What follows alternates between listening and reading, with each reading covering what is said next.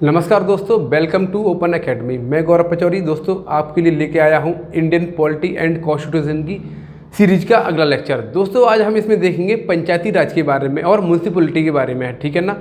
हम इन दोनों टॉपिक को कवर करेंगे और इसमें देखेंगे कि इनके क्या क्या फीचर्स हैं, इन्हें कब जोड़ा गया था और इनकी क्या क्या विशेषताएँ, ठीक है ना। इन सब के बारे में बात करेंगे, ठीक है दोस्तों। तो पहली बात तो ये दोस्तों आपको याद होगा कि हमारे जो महात्मा गांधी जी थे उनका एक क्या था, सपना था कि भारत में एक क्या हो, पंचायती राज हो, मतलब डिसेंट्रलाइज्ड गवर्नमेंट हो। कैसी हो? विकेंद्रीकरण सरकार हो, आपको पता है। लेकिन उसी सपने को दोस्तों भारत ने शुरू तो कर दिया था आज़ादी के बाद ही। करते करते करते करते दोस्तों आपको पता है हमारी पंचायती राज को हमारे संविधान में दर्जा कब दिया गया था, इन सब के बारे में बात करेंगे। पंचायत तो हमारे में पहले थी लेकिन उसे संवैधानिक दर्जा नहीं था, ठीक है ना। इसको दर्जा दिलाने के लिए दोस्तों बहुत सारे प्रयास किए गए, बहुत सारी कमेटी बिठाई गई। उन कमेटी के बारे में जिक्र करेंगे, ठीक है ना। और साथ ही साथ तब देखेंगे कि कौन कौन से प्रोविजन आए, कौन कौन से सब्जेक्ट आए, इन सब के बारे में बात करेंगे, ठीक है। तो अभी अपन क्या देखते हैं यहाँ पे कि भाई पंचायत के बारे में देखते हैं ना। ओके, तो मित्रों आपको दिखाई दे रहा है यहाँ पे पार्ट 9। कौन सा भाग है दोस्तों? ये भाग 9, पंचायती राज। अनुच्छेद दोस्तों याद रखने हैं आपको, अनुच्छेद 243 से लेके 243 के ओ। इसका मतलब सर ये ओ क्यों आ गया? क्योंकि दोस्तों इसे ऐड किया गया था। क्या किया गया था? ऐड किया गया था। तो इसके लिए हमने बहुत सारे प्रोविजन रखे। तो इसके लिए हमने क्या रखा है यहाँ पर? सब क्लॉज रखे, है ना। आर्टिकल के अंदर हमने आर्टिकल रखे, इसलिए हमने 243 से लेके 243 के ओ तक। किसी की बात कर रहे हैं हम? केवल पंचायती राज की बात कर रहे हैं, ठीक है ना। इतना ध्यान रखना है दोस्तों। आपको पहला पॉइंट पढ़ना है, यहाँ पे देखना है भारत के अधिकांश राज्यों में ग्रामीण स्थानीय स्वशासन की स्थापना हेतु, ये क्या लिखा हुआ है? Local self government. आपको क्या ध्यान रखना है यहाँ पे? Local self government. तो इसका मतलब क्या है? लोकल सेल्फ गवर्नमेंट, ग्रामीण स्थानीय स्वशासन की स्थापना हेतु विधायिकाओं द्वारा या विधायिकाओं की अधिनियमों के तहत पंचायती राज संस्थाओं को स्थापना की गई, ताकि लोकतंत्र का निचले स्तर पर भी विस्तार किया जा सके। इसका मतलब दोस्तों क्या है? देखो, एक तरफ हमारी क्या है? सेंट्रल गवर्नमेंट, ठीक है ना। एक तरफ अपनी क्या है? केंद्र सरकार, ठीक है। केंद्र सरकार दोस्तों पूरे ओवरऑल स्टेट मतलब दोस्तों कंट्री, पूरे देश को कमांड करती है, सब पर नजर रखती है, सबका काम देखती है, सबके वेलफेयर के लिए काम करती है। वहीं दोस्तों हमारे जो कॉन्स्टिट्यूशन फादर थे, जो संवैधानिक पिता थे, उन्होंने देखा था कि भाई हमें केवल सेंटर ही नहीं बल्कि डिसेंट्रलाइज्ड भी करना चाहिए। किसका करना चाहिए? डिसेंट्रलाइज्ड। इसका मतलब ये कैसी गवर्नमेंट है दोस्त? सेंट्रलाइज्ड। कैसी सरकार है ये दोस्तों? केंद्रीकृत या केंद्रीकरण, ठीक है ना। हमको कैसी सरकार चाहिए? जो निचले स्तर पे, देश के बिल्कुल लोअर लेवल पे, ठीक है ना, बिल्कुल निचले स्तर पर काम करे। तो दोस्तों हमें चाहिए एक डिसेंट्रलाइज्ड गवर्नमेंट।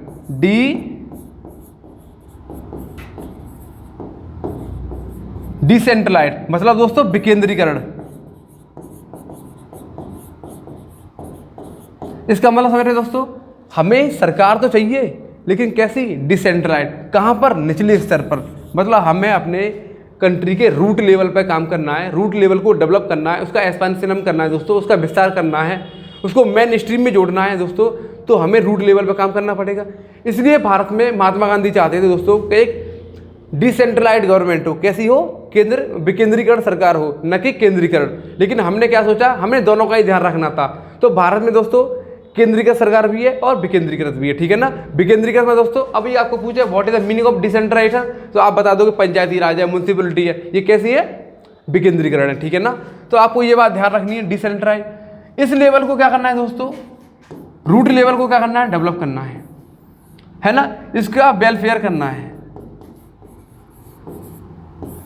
तब जाके हम देखेंगे डिसेंट्रलाइज गवर्नमेंट हमारी बनेगी। तो भाई पंचायती राज का मेन मुद्दा क्या था? अगर आपको दोस्तों पूछता है कि भाई पंचायत का मेन एम क्या है, तो आप बोल दोगे डिसेंट्रलाइज्ड लोकल सेल्फ गवर्नमेंट, ठीक है ना।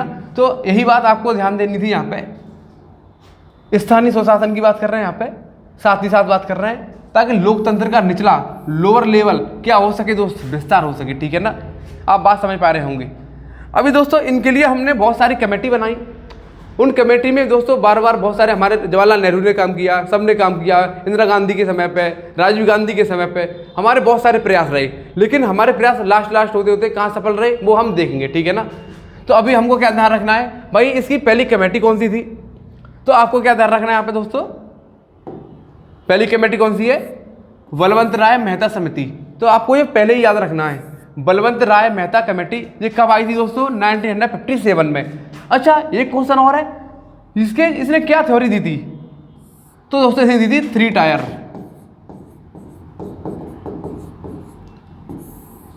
मतलब त्रिस्तरीय। क्या बोलोगे दोस्तों? इन्होंने थ्योरी दी थी त्रिस्तरीय सिद्धांत की। मतलब दोस्तों हमारी जो पंचायत है वो 3 लेवल पे काम करे। कौन कौन से लेवल पे? ग्राम पंचायत, क्षेत्र पंचायत और जिला पंचायत। कितने? ग्राम पंचायत, क्षेत्र पंचायत, जिला पंचायत। तो आपको पूछे दोस्तों कोई क्वेश्चन आता है कि भाई बलवंत राय मेहता ने कमेटी ने जो हमारी थ्योरी सिद्धांत दिया था वो कितने लेवल का दिया था? तो आप बोलोगे त्रिस्तरीय। कितना?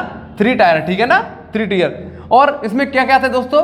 क्षेत्र पंचायत, जिला पंचायत और ग्राम पंचायत। तो आपको ये ऑर्डर भी ध्यान रखना है, ग्राम पंचायत, क्षेत्र पंचायत, जिला पंचायत, ठीक है। आगे चलते हैं।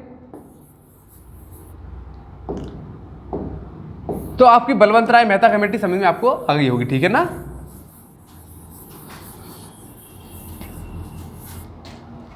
आगे देखो दोस्तों, अशोक मेहता समिति, ये भी ध्यान रखनी है। ये कब आई है? 1978 में। कब? 1978 में। किसने दी थी दोस्तों ये कमेटी? अशोक मेहता। बलवंत राय मेहता पहले, उसके बाद कौन आएंगे? अशोक मेहता। दोस्तों इसका ऑर्डर भी पता हो आपको, ठीक है ना, एक क्रोनोलॉजिकल ऑर्डर में भी चीज पता होनी चाहिए, ठीक है ना। इन्होंने दोस्तों क्या दिया था?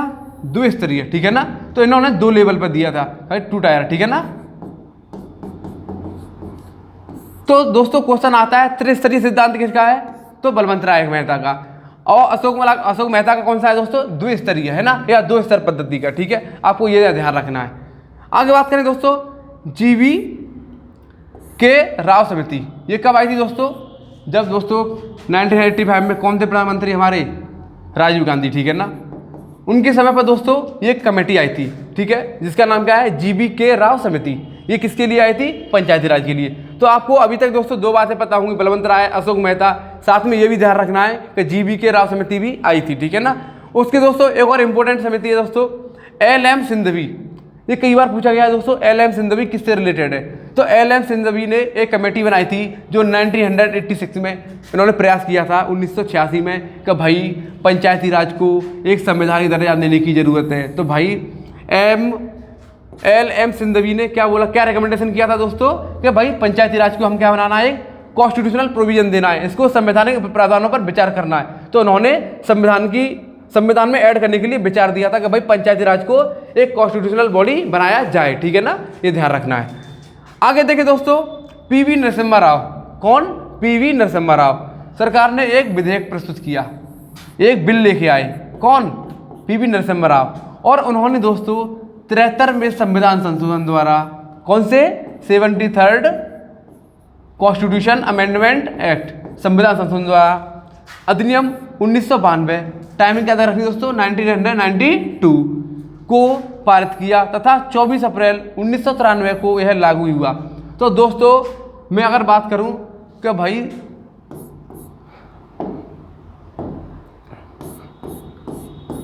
पंचायती राज को संवैधानिक दर्जा कब मिला? तो आप क्या बोलोगे?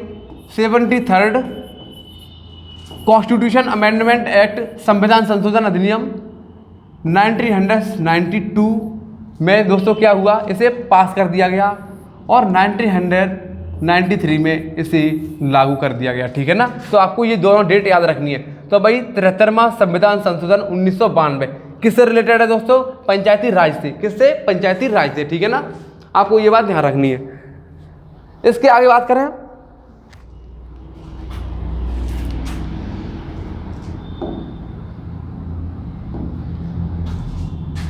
तो आपको ये बातें पता है, ठीक है। अब हम आगे चलेंगे। चाहो तो इसका एक बार स्क्रीनशॉट ले सकते हो दोस्तों, जिससे आप रिवाइज कर सको, ठीक है।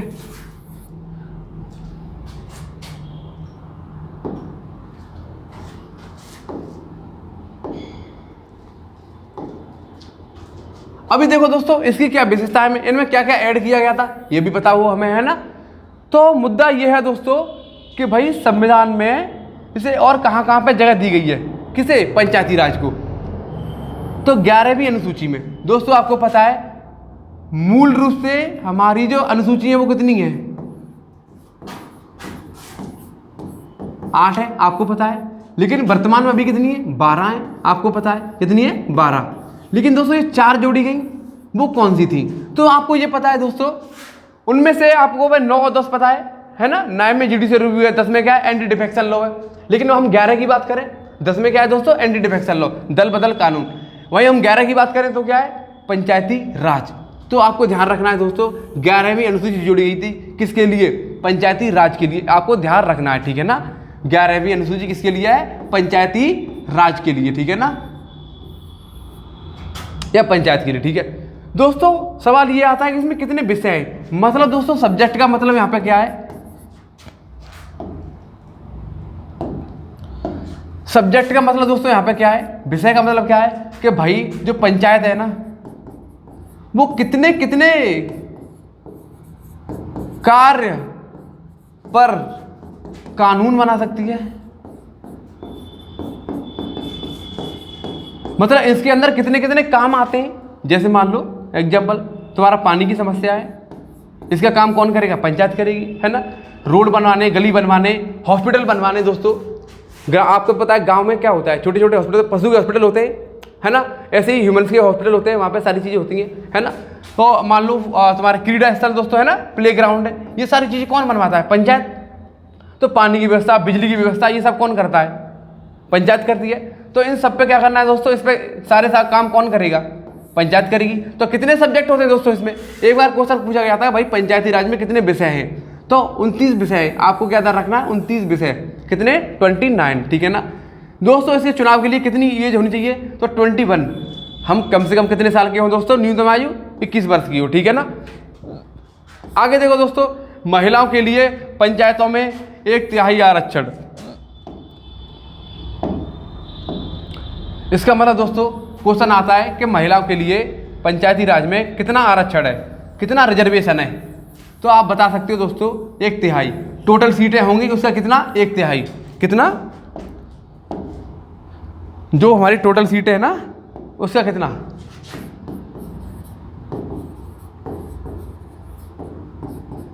1/3, ठीक है ना। तो 1/3 क्या होगा भैया, रिजर्वेशन, किसके लिए, वुमेन के लिए, ठीक है ना।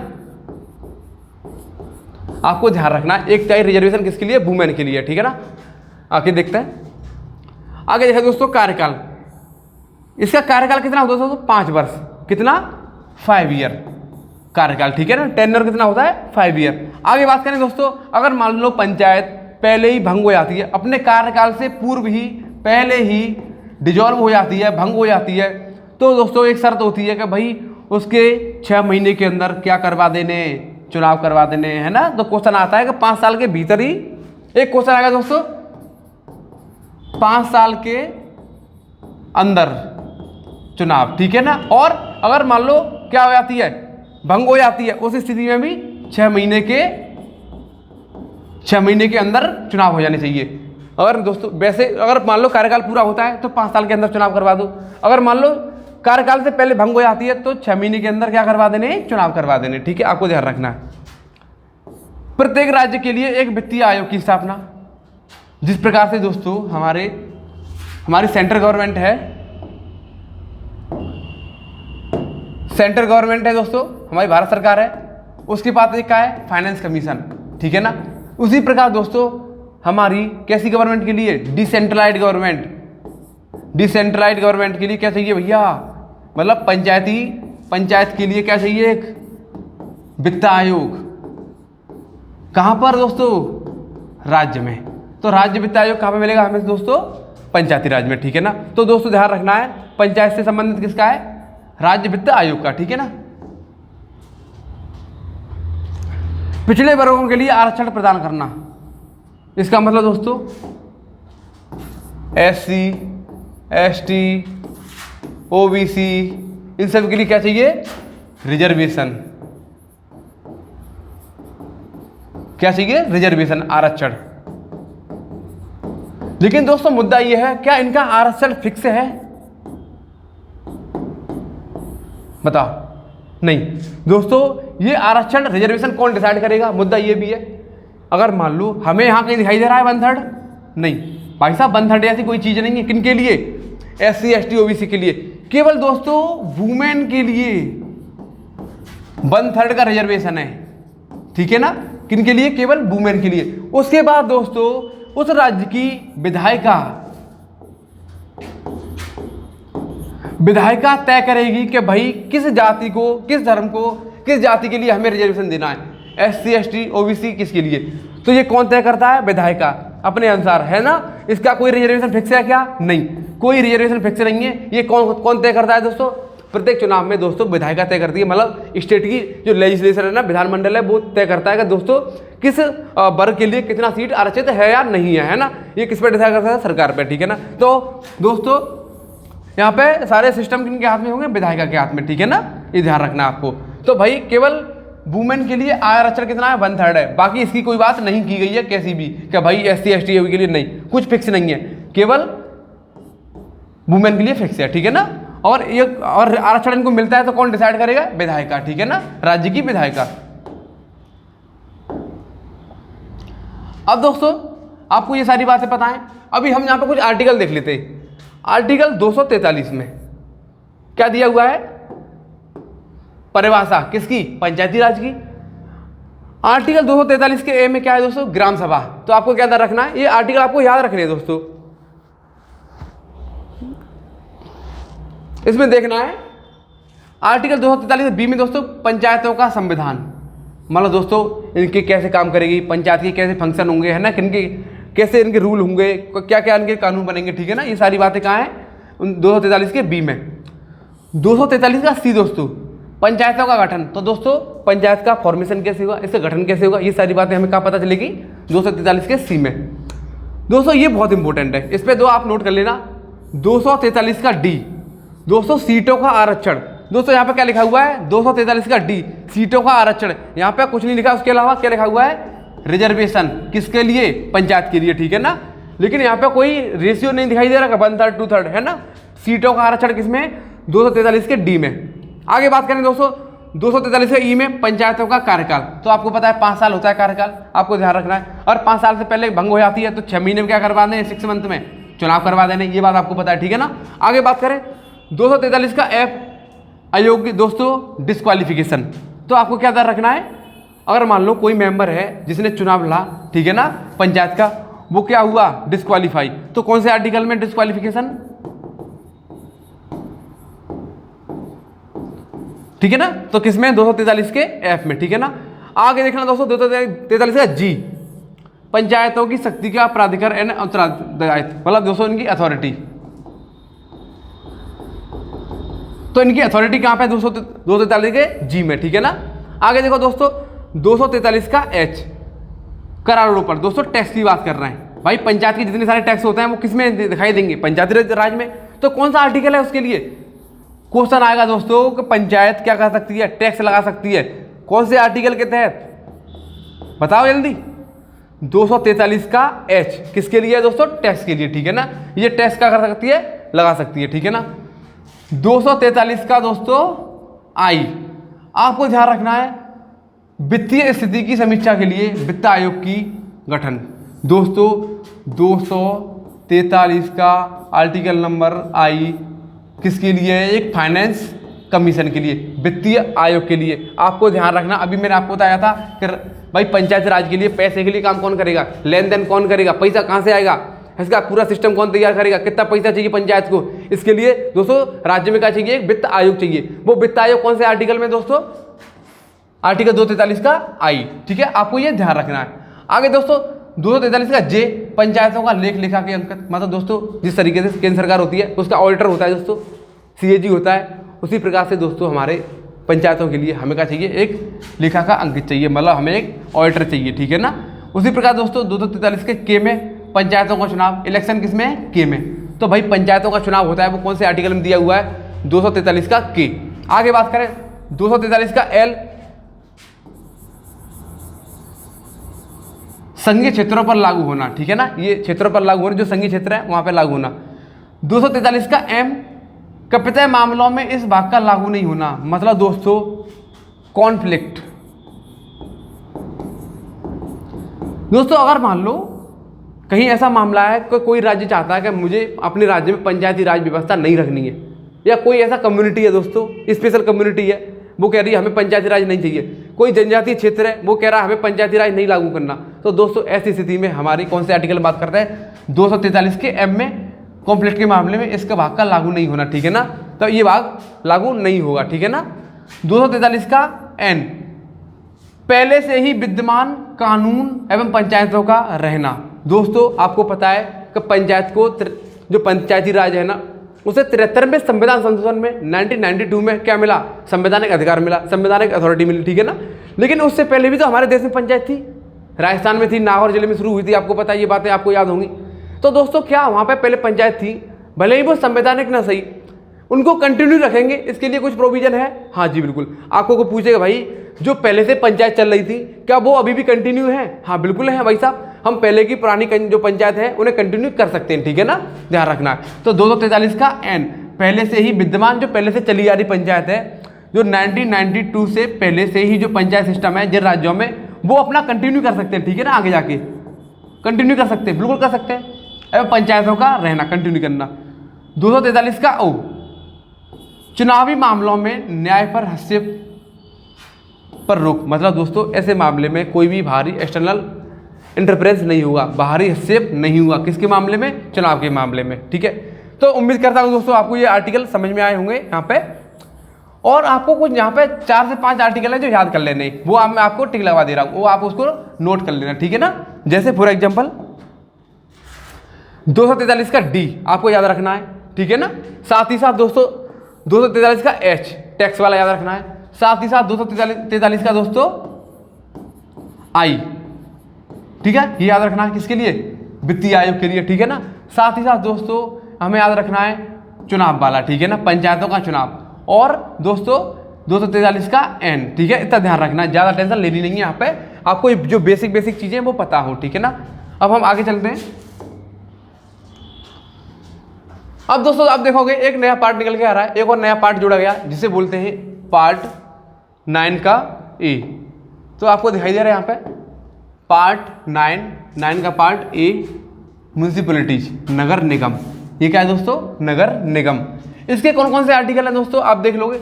200 ओ तक कहाँ पे था आपको पता है, पंचायती राज में। अभी क्या आ गया, पी, तो 243 के पी से लेके 243 के जेड जी तक, मतलब पी के बाद ये जेड तक गए होंगे, उसके बाद फिर लौट के आए होंगे, फिर जेड जी तक, ठीक है ना।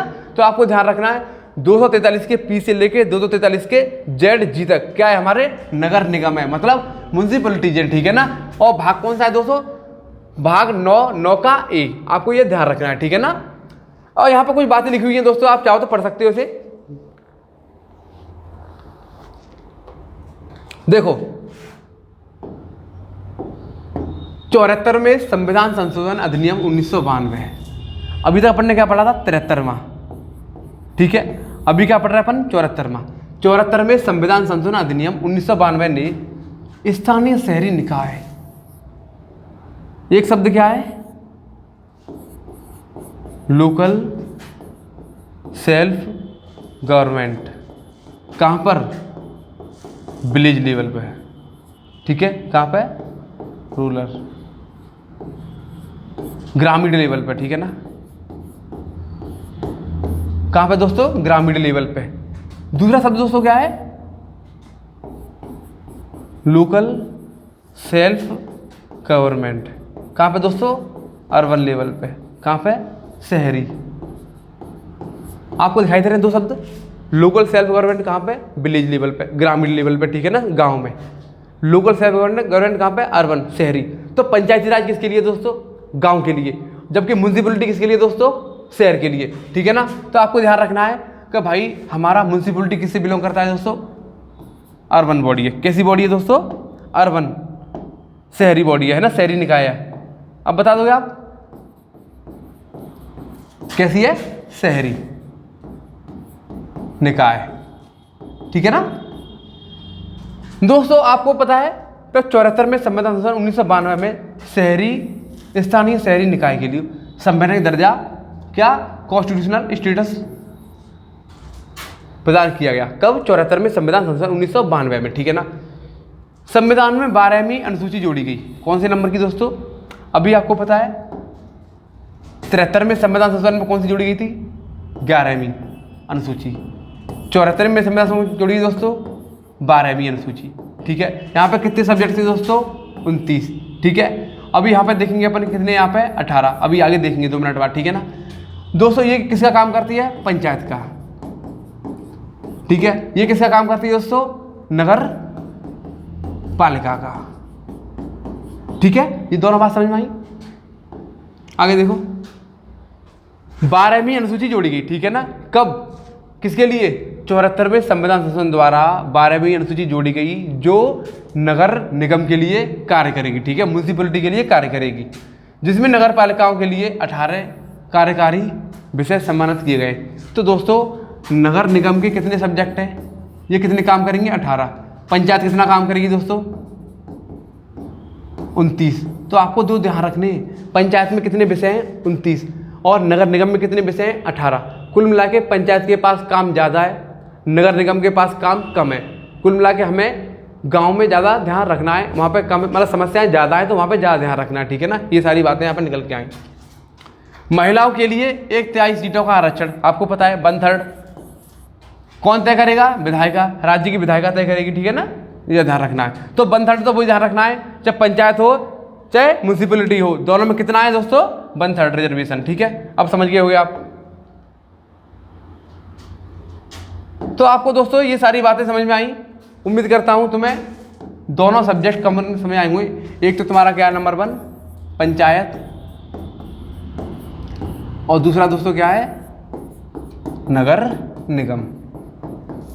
ये किसके लिए दोस्तों, शहर के लिए है ना।